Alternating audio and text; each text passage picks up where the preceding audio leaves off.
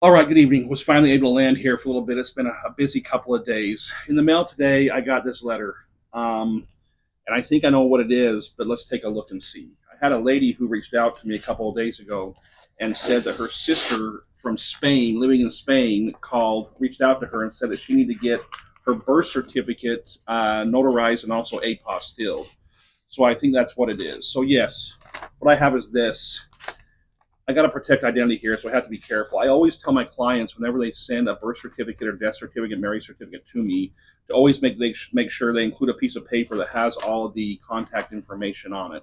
The reason why is if you start getting a handful of these, you're not going to know whose is who because sometimes the name on the birth certificate doesn't match up. So she did do that, and I sent the label to her. I send labels to all my clients so they can mail it to me. I do this for a couple of reasons. Number one, I want to see exactly where that document is, as far as en route or not.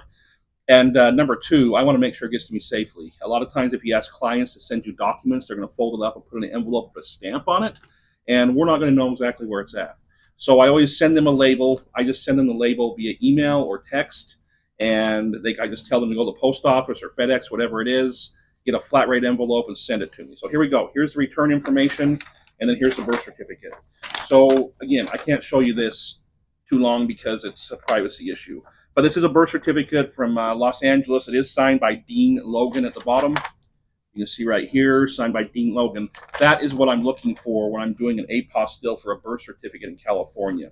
Listen, if you're in a situation like this where you're living in a foreign country and you need to get a document apostilled, just call me. My information is below. I'm very quick. I can get this processed just in 2 days, and I will send it back to Brenda, who's the sister, and it can all be done.